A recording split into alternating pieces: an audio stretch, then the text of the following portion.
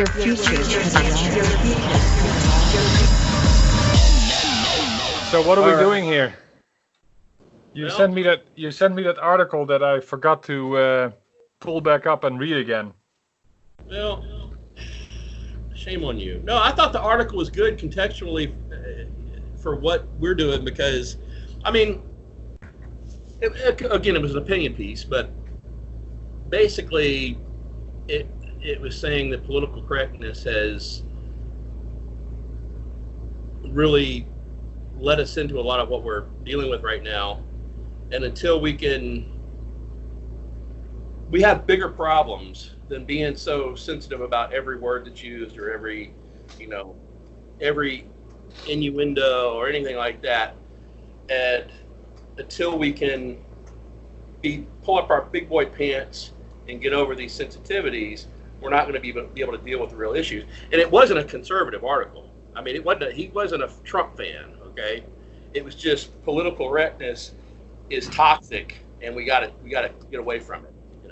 I'll reread it, and I would probably agree with it. I mean, I guess, it's always irritating to hear that the slightest thing that will be said by somebody who you perceive as being oriented towards the right, you will immediately dismiss and come up with something that is counter to that, right? And as a result of that, all you're doing is bickering. It's it's kind of like in a bad marriage, I suppose. Yeah, right. All you're doing is bickering, and you're spending your time doing that instead of really thinking about the bigger problems and how to, or the underlying problems and how to deal with those. The same is going on now.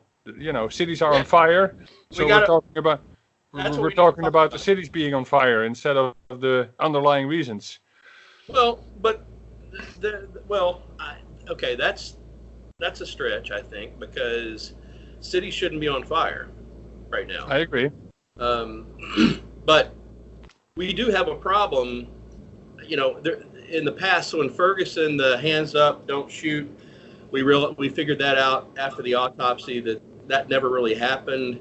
But yet we had the fires, and we can think, in a large part, our former president and his attorney general for inciting that kind of fueling that rage. But in this case in Minneapolis, what's there to dispute? I mean, the guy's on his neck for 9 minutes. I don't know. And look, you have the police unions coming out saying this guy's a criminal. You have everybody coming out right and left going, this is sick, Sure. This is absolutely sick. And what are we going to, I mean, is this really systemic within the police force, or is this just one angry bad apple that got caught with his pants down, I don't believe it's just one apple. I don't believe it's only systemic in the police force. It's systemic in society, I think.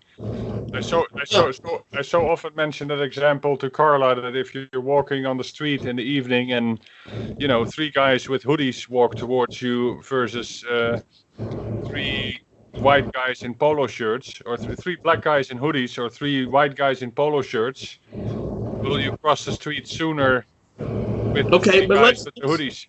But that's apples and oranges. Let's say it's three. Yeah, it is. It's 3 white guys in hoodies. I'd be just as sketched about it. It doesn't matter about the color of their skin. When I was in Liverpool a couple of months ago, I got off the train at 10:30 at night and this was a Friday night. I walked to my hotel. It's about a mile away.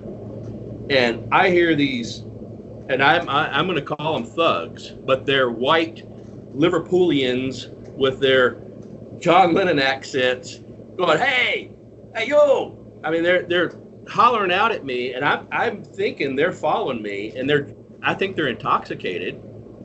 But I'm like, I'm going to get around this corner and duck as quickly as I can, because first of all, Liverpool is known for their roughnecks. And secondly, I'm a tourist, obviously, because I'm rolling my suitcase down the streets of Liverpool to my hotel. Sure. But it had nothing to do with the color of skin. It was just, I feel threatened by this person. Okay?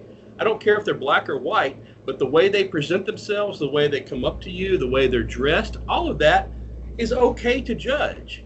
It doesn't matter in color or not. So I don't think that analogy, the white guys in polo shirts versus the black guys in hoodies, is fair, because if 3 black guys in polo shirts walked up, and 3 white guys walked up, what would you do in polo shirts? Well, so then maybe, right, black guys in hoodies and white guys in hoodies. I still think that, I don't know for sure, but I think that inherently we are all looking at that differently. That doesn't make us a racist necessarily. We're just looking at it differently. I think you might be, and you might be thinking other people are, but I grew up in the South, and I think I told you the story of my mother who locked the car door when a black family pulled up next to us. Yeah, well, all I know is that before I moved over here, I was never thinking in terms of race and all of that. It's in the system, right? Because you have to fill it out in paperwork. For the first few years that I was here, I refused to answer that question about ethnicity until I started understanding that it was actually being used for, also good reasons here, right? But I thought that was in Holland, you're not allowed to ask somebody about their ethnicity per se. So I remember that was an eye-opener for me, that over here people were thinking and speaking in terms of ethnicity. And as a result, after having been here for 20 years, I now notice it in myself that I think in those terms sometimes. And that's a pity. I don't think that way. And there are definitely Southern redneck boys out here that do think that way. Well, I don't necessarily think of it in terms of better or worse or different, different, I guess maybe I do, but either way, not in a plus or minus. It's the same 2 people, but one, has a brown skin and the other one has a white skin. The fact that you notice that is already not a good thing, I think. If he's Indian, do you notice? Probably, yeah. And does that stir a different feeling in you? I'm not talking about whether it stirs a different feeling. I'm just talking about the fact that you notice it, as opposed to it's two human beings, Well, but that's just natural. I mean, if somebody has blue eyes or somebody has brown eyes, it's not something I notice right away either, even when I'm close to them. That's not obvious. But if someone is Chinese, you notice them, don't you? If somebody what? Is Chinese, I notice them. Sure. That person's Chinese. That person's black. That person's Indian. That person, maybe they're Japanese, not Chinese. Well, and I agree with you that is fine, and it doesn't matter until you start attaching labels or values to it. Then it becomes a problem. Okay, well, let's talk about that. What values and labels are we attaching? Well, I mean, I'm not talking about me personally, but in general, I think that we have to agree that society puts a certain label on black people that is generally not as generous as the label that we put on white people. I think in general that we can state that, right? I don't think in general that's true. I think there are fringes of our society that do that. I think there are fringes of our society that hate black people. I think there are fringes of our society that are patronizing to black people.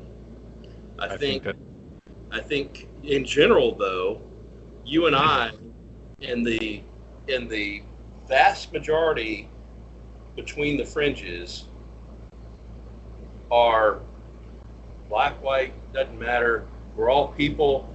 We all want people to succeed. We all want people to be happy. We all want people to love one another. The thing, Atlanta is predominantly in the inner city of Atlanta. Have you been there? Right? No. Lately? No. Okay. Atlanta, everywhere. You go to a restaurant, to a hotel, to any public establishment, and the people you are interfacing with are black, from workers to management. Okay? There is not a threatening vibe about that at all. In fact, it's what, and I know there's racism in Georgia and Atlanta too, but Atlanta is a highly integrated city, and when I'm down there, I'm like, man, this is America right here. This is what it ought to be like, because everybody is treating each other with respect. I'm sure there's deep down, there's still distrust, but people are really, it feels like people are really trying to establish what we've all been wanting all along. But is that because the black people are acting and behaving the way the white people expect, or is there truly a mix? No, they're just being people. They're just being people. What expectation do I have for a black person that I don't have for you? Well, I don't know. That's a personal question, right? I mean, you're right. The only thing I require of you or the black person or anybody is just be decent, just be respectful, just let's love one another. Let's don't take each other for granted. It's just the principles of human decency. It doesn't matter what the color of your skin is. Okay. So I don't think this generalization of, in general, we as a public look down upon black people is right. I don't think that's correct at all. But some people setting dumpsters on fire probably don't help the cause of the black people that want to, honestly advance the agenda, right? I mean, because you think setting dumpsters on fire is a way to honestly advance the agenda? No, but what I'm saying is those people are probably also not advancing the same agenda as the people that are legitimately trying to protest to get attention for what they think is their cause, and what probably is a cause for that matter. So, and then, all the way to the top, it gets grouped together as being a group of thugs and Antifa. I think that's bad. Did you hear what happened in Nashville last night? No. What happened? Group of protesters set fire to the courthouse. And I understand it was predominantly white protesters. Okay? Again, skin does not matter. The point is, this cop, it appears, egregiously, callously killed this man in a brutal, awful, that's worse than hanging. You're talking about the guy in Minneapolis. Yeah, that's worse than hanging. Sure. That's worse than hanging. Sitting there for 9 minutes, suffocating to death. That's appears. I agree with the use of the word appears, because we need to be careful and not judge based on just 3 videos, but it sure looks like an indefendable case. Sure looks bad. Yep. Sure looks bad. Yep. But that guy is the criminal, and so are those other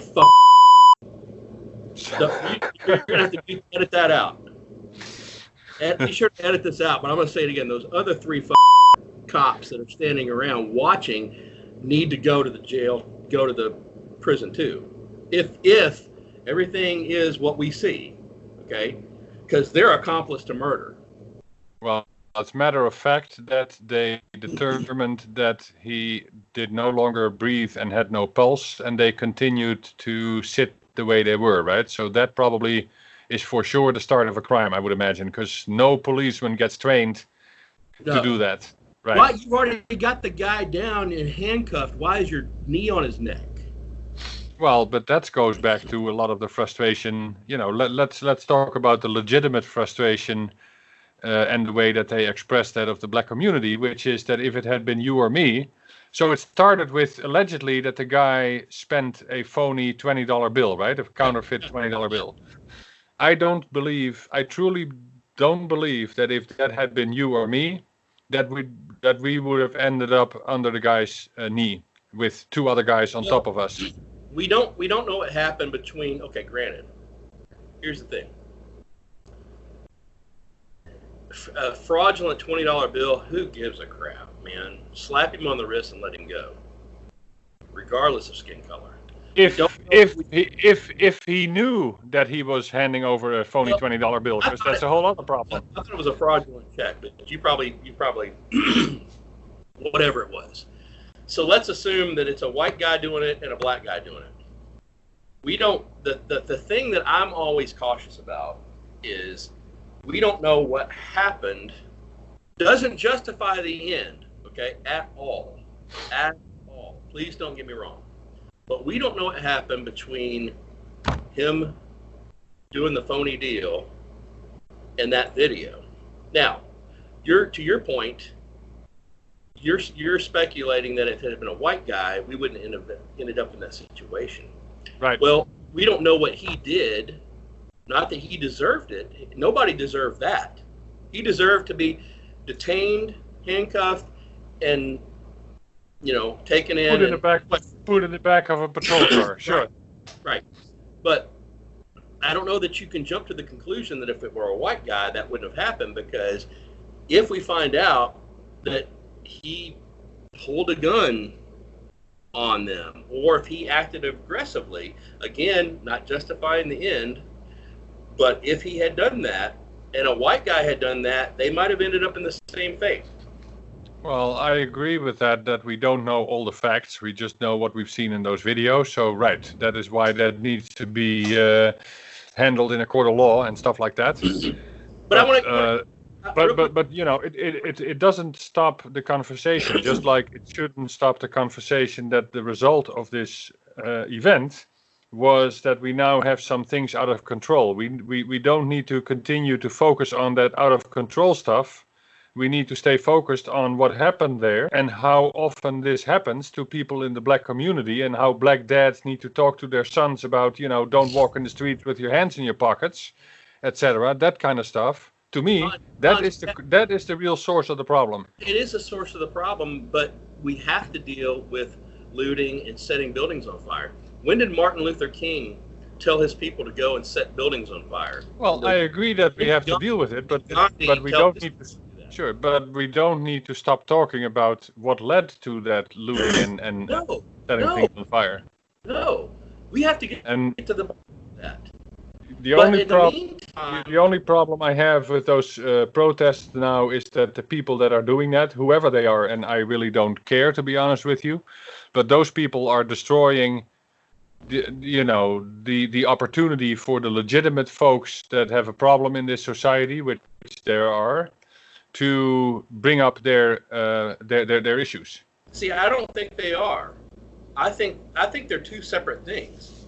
I think that the issue, you're right, is this guy suffocated to death at the hands of 4 police officers.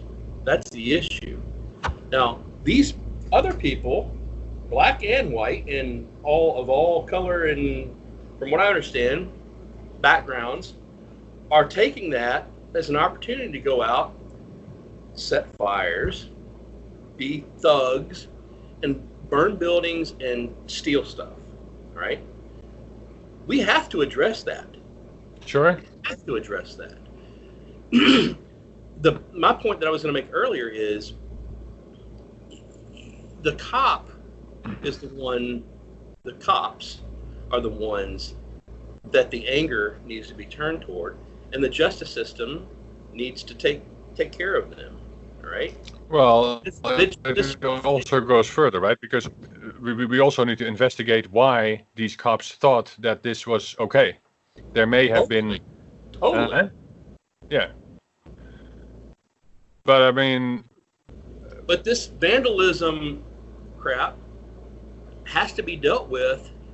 Otherwise... I mean, I just saw an article today that came out that said Amnesty International says we have to stop fighting the violence or something like that. And I'm like, well, first of all, I don't really care about Amnesty International anyway. I think they're just another political hack job. But that kind of mentality is, we just need to let them get their anger out. Come on. It's misdirection. I don't agree with that either. I mean, I understand to some extent why it happens, even if it's, phony people being bussed in from elsewhere. I can even understand that, but that doesn't mean that I agree with it or condone it. Right. If those guys get caught, they should go and get punished, obviously. Because nobody should be destroying other people's property just for the sake of, a protest. And again, like we said earlier, MLK and Gandhi would have not condoned that. On the other hand, if you have a chance of 1 in 1,000 to be killed by police bullets, or if you know of your uncles or your nephews or your cousins, having dealt with violence or other forms of discrimination or racism, whatever it is, then I can understand that you have some built-up frustration, and I'm saying that as an understatement. Yeah. But I do also, and the truth of the matter is that I wouldn't be surprised if the Trump campaign sent in a few buses with Trump supporters to help destroy the conversation. That could also be, right? I don't think so. So. So why do you think it would be Antifa then? Well, that bust in people. Because that's a fact. We know it.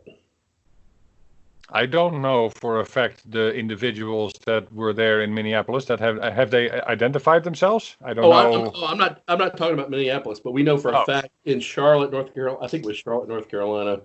I think it was after the Freddie Gray case when they were busting out windows that politicians had paid for buses of Antifa to go in. Your president is claiming that he knows that the people that are in Minneapolis now are Antifa and radical left people having been bussed in, and he's gonna classify them as a terrorist organization, sending in the army. Well, sending in the National Guard, or the National Guard, I should say, right? But that's not unique throughout history of our country. No, and it's probably not misplaced, but he puts it in a misplaced context of, the Democrat do-nothing mayor of Minneapolis is not handling the situation. It doesn't matter who would have been the mayor, this would have happened, right? I got to tell you, that his tweet the other day did not sit well with me. Okay? Which one? That one about the mayor being a douchebag, and we're, you start looting, we're going to start shooting. Come on, man. Yeah, that was no good. That was just, that's him trying to be tough, and we're not gonna put up with this crap. Okay, fine, but man, come on. But even if you're trying to be tough, expressing yourself in that way at that moment, it doesn't help the situation. Exactly, I agree, 100%. Right. But okay, but let's talk about talking about the government using force against civilians. You remember the David Koresh situation in Waco, Texas? Yep. Under Clinton? Yes. And Janet Reno, or whatever her name was, the Attorney General? Yep. So they sent the FBI and they fired upon the place, burnt the place down. This was, I forget all the details, but basically David Koresh was a sect leader, right? Yeah, he was like a pedophile. He was like, raping children. Do I think he was a criminal? Absolutely. But, we sent the government in to deal with him on that. I think probably too aggressively. He should have been arrested. He should have been stood up for trial. But here's my point, is crime is crime. Whether it's, sexually abusing children, or it's burning down buildings, or it's all criminal activity. So It's got to be dealt with. And, I just think we have to be careful of, I don't know. I hear your point about we can't take our eyes off the real problem, and the real problem. Because I see it separately. If it's skinheads or whoever it is, I don't care.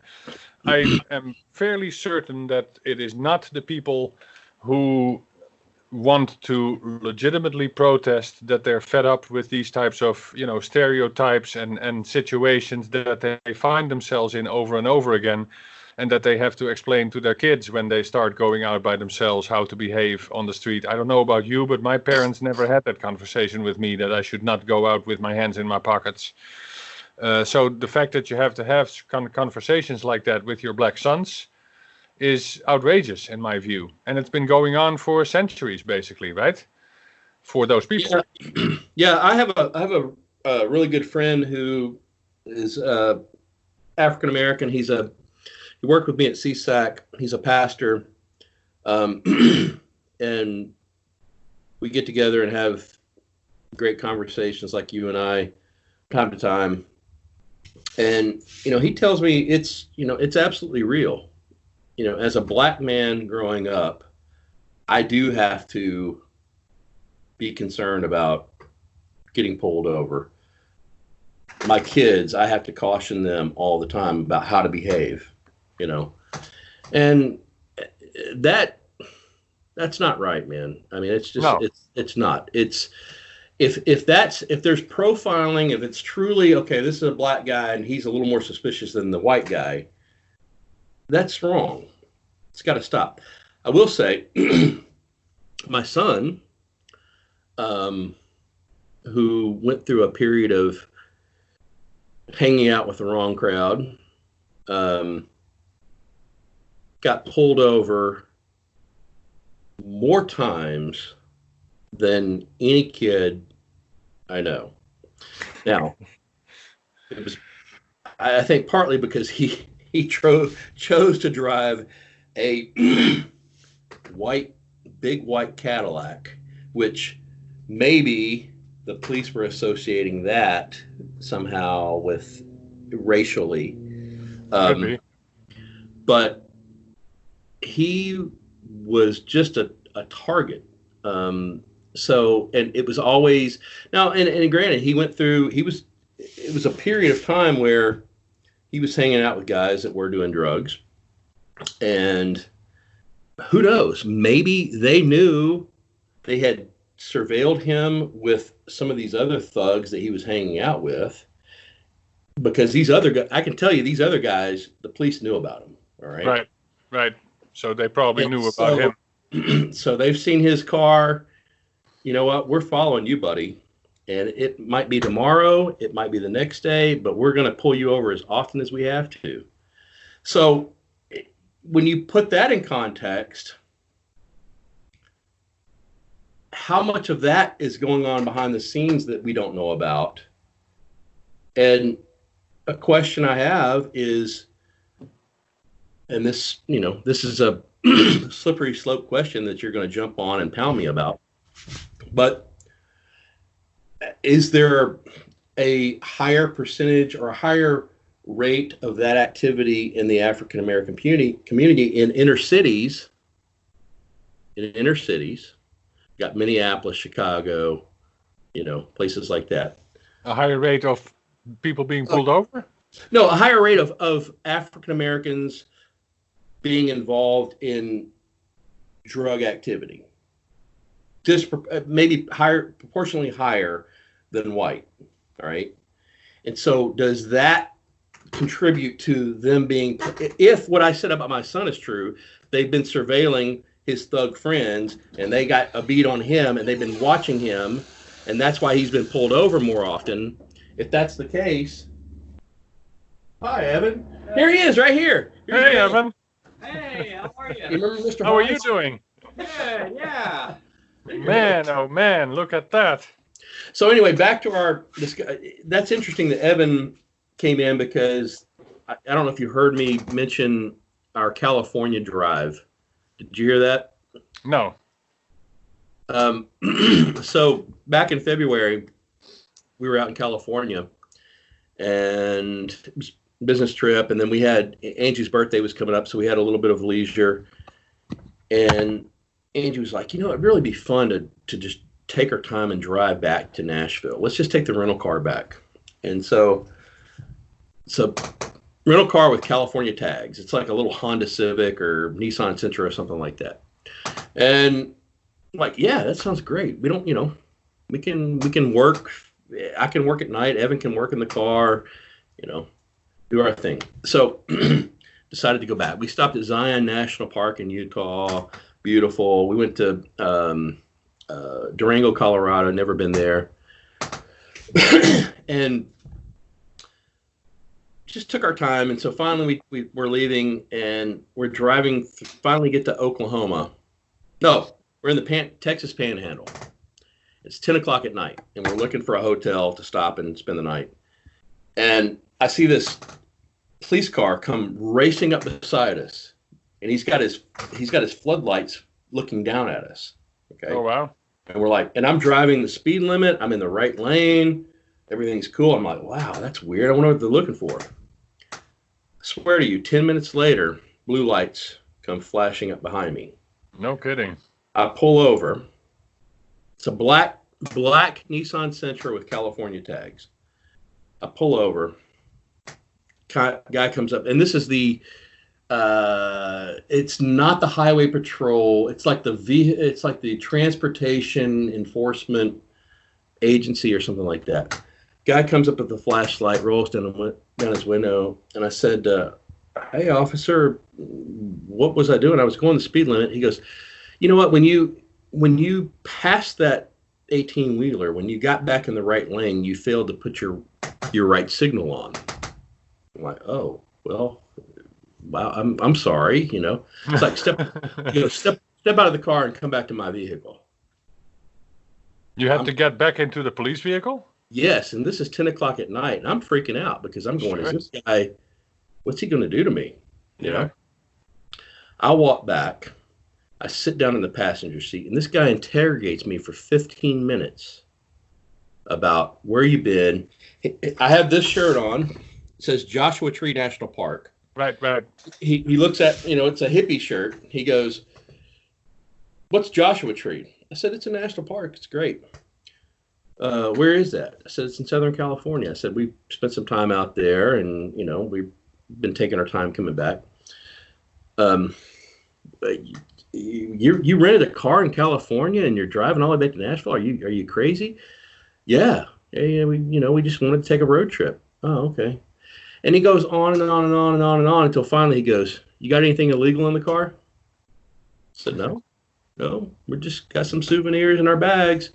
It's like, okay, well, I'm going to do one last check on you. He basically, no offense, going our way. We get into the next town. I think we made it to Oklahoma City that night. Spent the night. Get up the next morning. Get in the car. Take off. 10 minutes later, blue lights. Going, I'm driving the speed limit. I'm in the right lane. What could be wrong? Okay.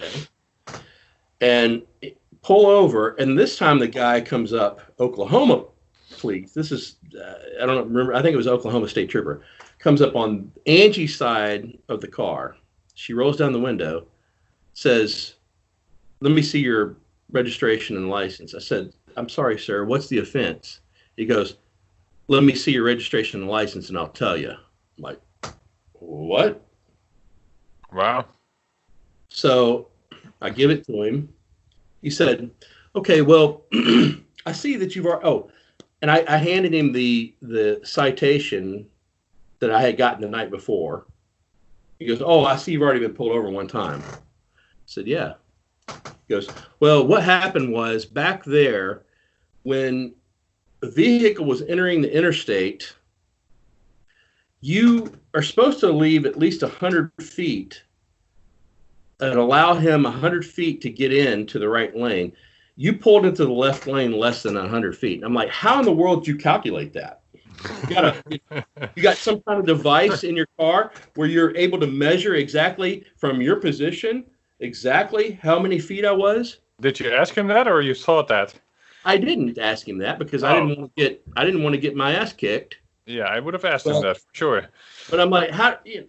Oh, really? That's what my offense is?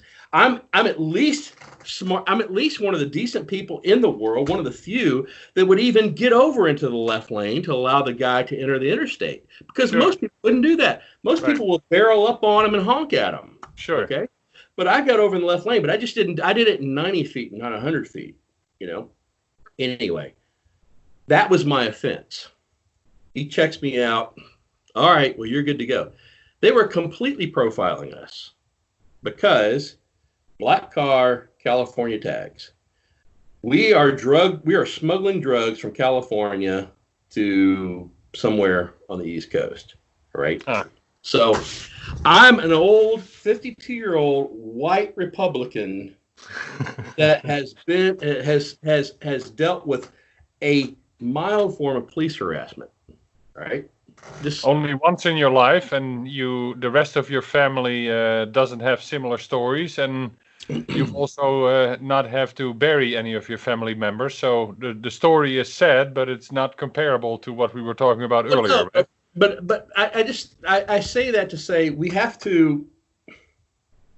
The media does a really great job at taking this frame, putting something in a frame, and forcing it down our throats and saying, here it is. And so many, and the way that they present it, we gobble it up and we don't think about all the other stuff. That's not to negate or mitigate any, is there racism? Are there problems within the police force, within law enforcement? Maybe so. But there are so many other factors out here. Sure. Have to think about before we can just rush to conclusions and go out and start burning buildings down. Yeah, but that is, I agree. And at the same time, I understand why, this anger occurs and obviously has reached some sort of boiling point, which explains why it happens in so many cities, whereas other people are going to say, well, that's just because the buses were organized in multiple cities. I don't believe that. No, I don't think so either. Right. I think it's definitely because, we're so connected in the world with social media that something sparks over here and it sparks over here. And it's a wildfire, But it's just not comparable. I have stories that I can say about being pulled over. I remember two situations. One was that I was being pulled over after I had been drinking at the Dutch club. Too much beer. It could have actually been after a dinner with you, but I think it was the Dutch club. Too much drinking, coming to the train station, driving home, and speeding. And I got pulled over. Oh, man. And, the cop came to the window and he must have smelled the alcohol. There's no question in my mind. And he said, you were speeding. And I said, I'm sorry. I didn't know the speed limit or whatever my fake story was. And then he looked in my car and I had a little tag from the parking lot. The parking permit was hanging from my mirror. Uh-huh. And he said, oh, maybe you couldn't see the speed limit sign because of the tag hanging from your mirror. And he let me get away with a lesser offense, lesser charge. And the same happened not 2 years later when just right by the house I was pulled over for speeding because I have a lead foot. And I said, the speed limit here is 35 miles an hour. And I said, well, I don't know because my odometer is set to kilometers, right? I had a car where I could toggle between miles and kilometers. So he gave me a lesser ticket with the note that I had a faulty odometer. That's what I got the ticket for, which saved me $150 or whatever it was. So those are two examples that I wanted to mention, to counter what you were coming up with as examples, where if I had been a black person or a Hispanic person, I probably would not have gotten away with that. I have to believe. Why do you say that? Why do you go there? Why do you assume that? I think that is, I don't know. I just found it amazing that I got away with that for one reason or another. Okay, I think you need to, you may be right, okay? You may be right. And if you are right, we need to get to the bottom of it and stop it because that crap is wrong. Right?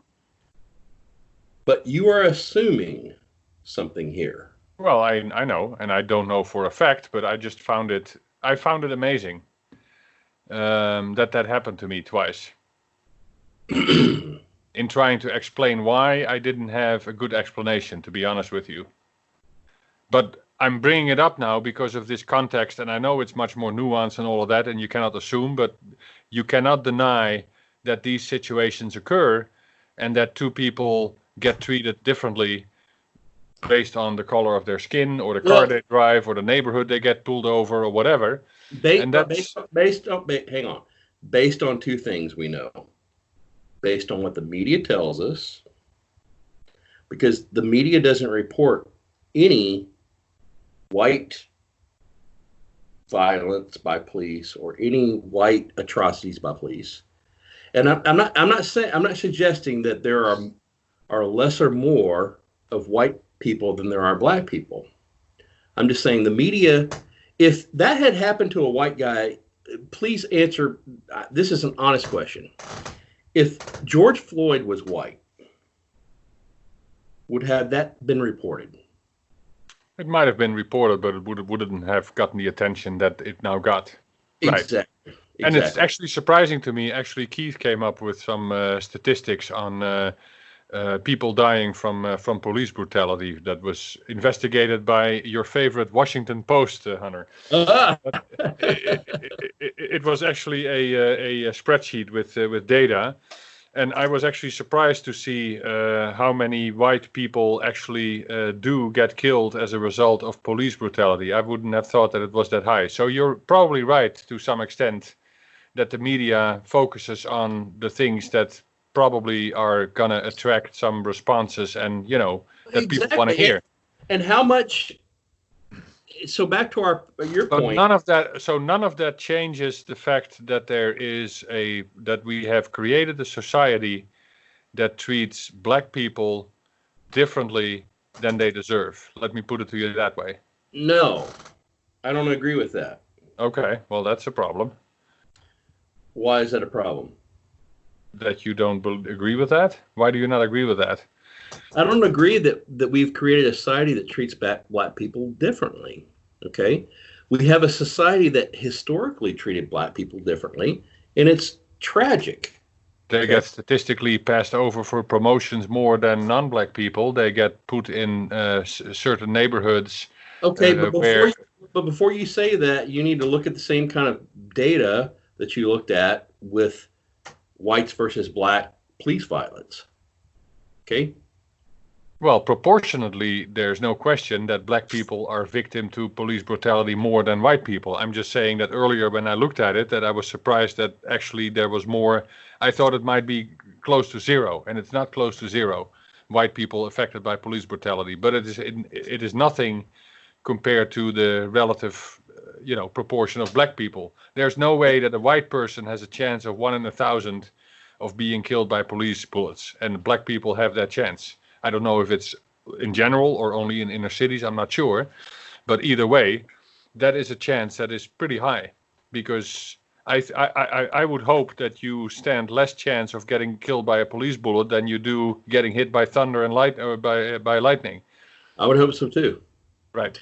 Well, that takes me in a couple of directions. The Chicago black on black violence is a hot button issue, and something that's relevant in this conversation in context of when we're talking about proportions of police brutality against blacks versus whites and black on black violence. Not justifying either one, but is there a correlation somehow when you look at why is the black on black violence so high in Chicago and other inner cities? And it would be interesting. I don't have an answer here. I'm just kind of throwing a thought out that it would be interesting to look at. Okay, in those same cities, let's take Chicago for example. Is police brutality on blacks higher than whites? Is white on white violence higher than black on black violence higher than white on white violence. Is there some correlation there because of the criminal foundation there that's happening that would cause police involvement more in black communities? Well, I'm sure, but police involvement is one thing. Police violence is a whole other thing, right? I mean, I know, but when you got black people shooting black people in high volumes, like in Chicago, I don't know. I would imagine that the majority of that is probably gang related, right? Is that not? But that's my point. So it's gang related. So there's a higher gang involvement. So if you have more police brutality in the black community, is it focused or geared more towards that gang element, or is it just? I mean, if it's just innocent, not innocent. We're all innocent until proven guilty. But if it's just Joe person, black or white, that's getting snuffed out by the police, that's a problem. But if there's violence escalating in a community that's black on black, and there's more police aggression in that community because the community is aggressive already, is that, I don't know. It's something. Those are the kinds of things. That's where my mind goes when it comes to, because I'm a data guy. That's right. But then you still also try to minimize human life. But I'm a data guy, and when you really try to get to the root or the answer of an equation or a problem, you got to analyze all the elements, all the pieces of data.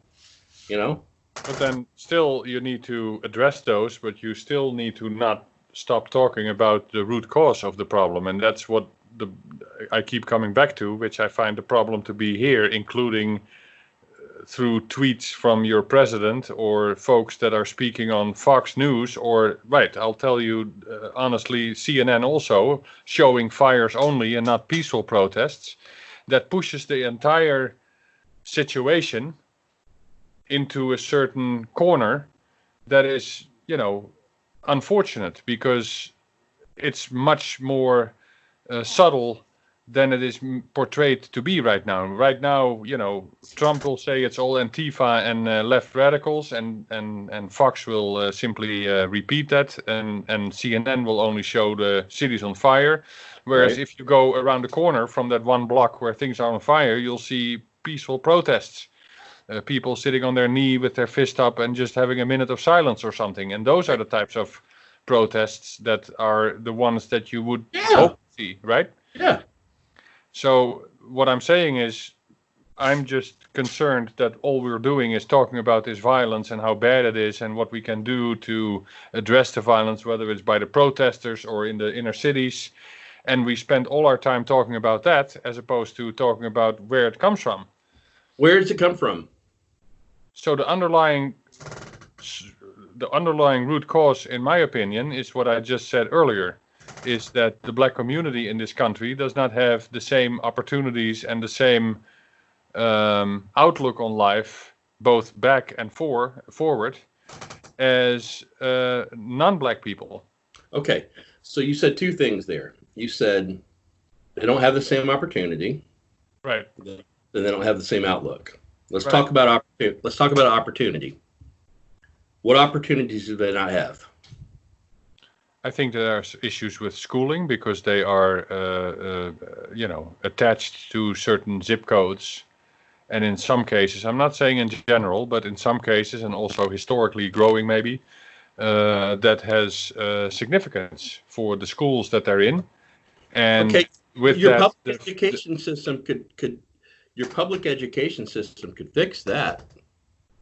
By there are billions of dollars poured into public education, And if that were true, and maybe it is, let's allocate more money to those districts. Well, but that's not happening, right? I don't know. Is it I not? don't think it's happening. No. Okay, but do we know? I don't have the stats here with me. No. Okay, but we'll have to have a whole other podcast about public education. Okay, but If that's the case, we have to get Keith involved because he's, after all, teacher in the public education system. okay, well that would be great. But as far as so public education. So your point is that more African Americans are subject to inferior schools. Inferior schools, due to budget, lack of role models, less income in the family, less exposure, as they're growing up. It's a whole slew of things that they have to deal with in their life that sets them back compared to, the same white person. If you're in the public education system, you want to be in a magnet school. Okay. All right. So I have to look into that to know what that even means, because I don't, so I can't respond. I know nothing about it. It's MAGNATE. Okay.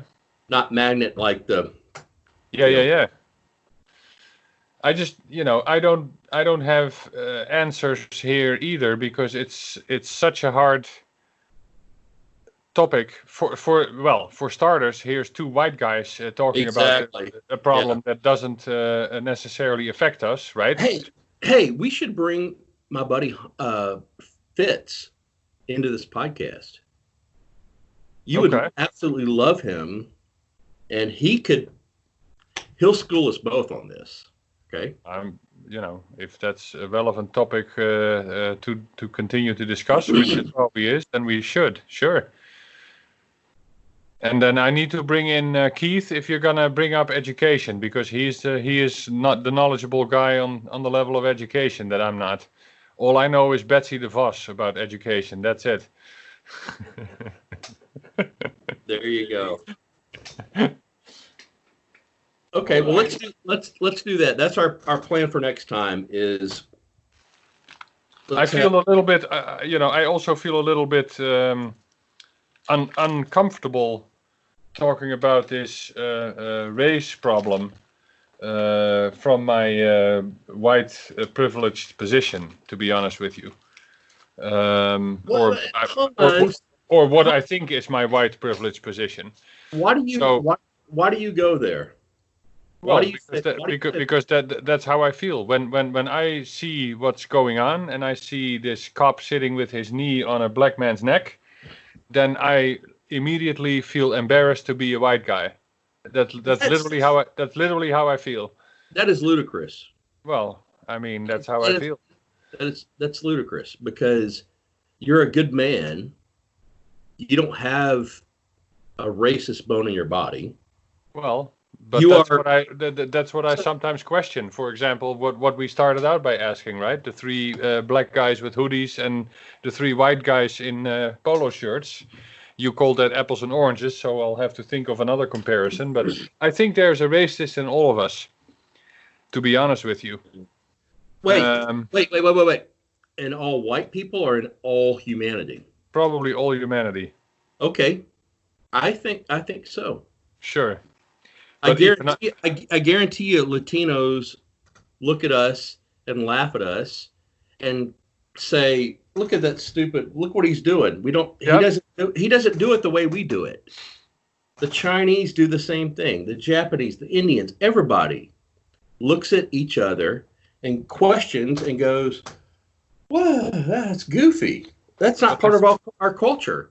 That's not racism. That's not racism." Well, the society that we live in is geared favorably towards white people. I strongly believe that. I don't know if you believe that, but I believe that. I don't disagree with that, because England ruled the world. Well, and you got yourself to blame there, buddy, because the Dutch The English, the Spanish Well, ruled the it's something that I learned once I lived over here, because you don't learn that in Dutch school. Let me tell you that the Dutch made a shitload of money shipping black people from Africa to the United States and South America. Definitely. Yeah, y'all like to erase that from your memory, don't you? Well, I mean, it's only recently that it is actually being made part of the curriculum. But in my day, it was not part of the curriculum that you got educated on the Dutch role in slavery, for sure. No. Well, I'm as English, Irish, Scotch as you can find.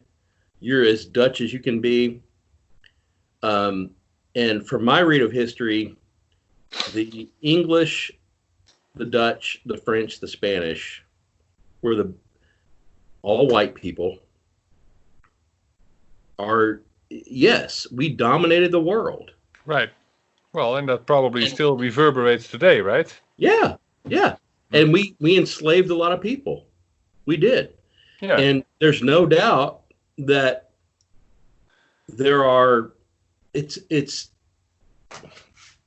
it emanates from that what you just said, that white people think they're superior.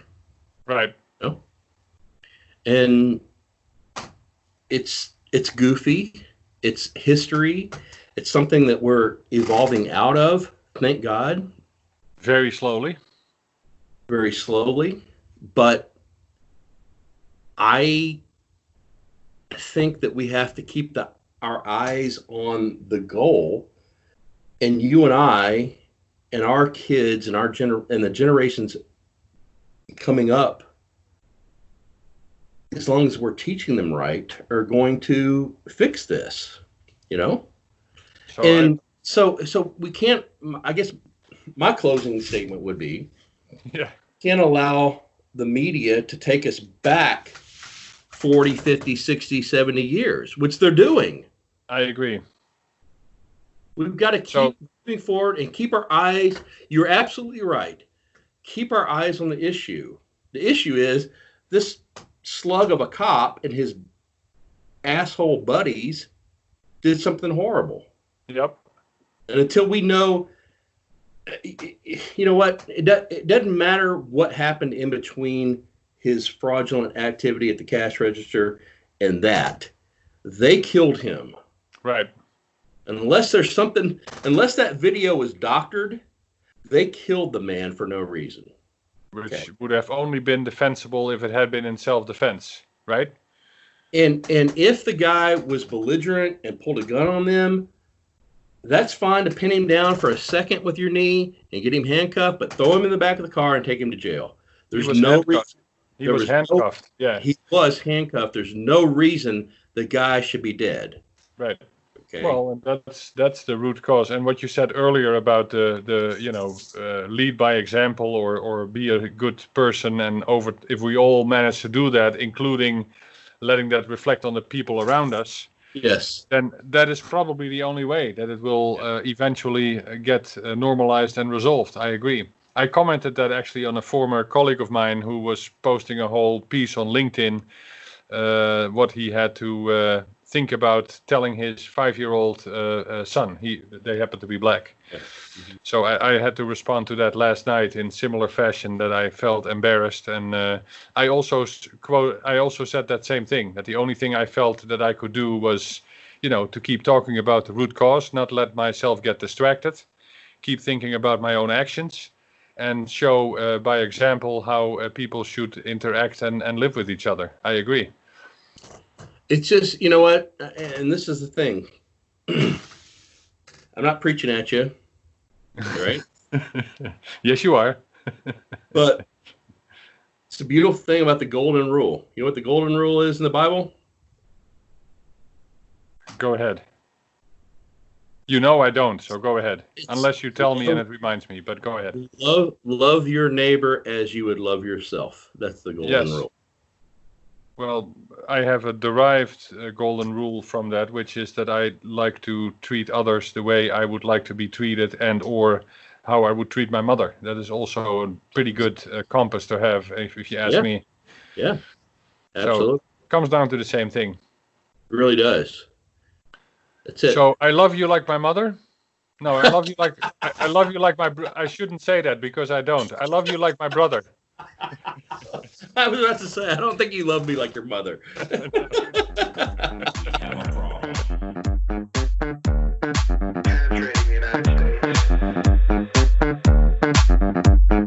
thought it was safe.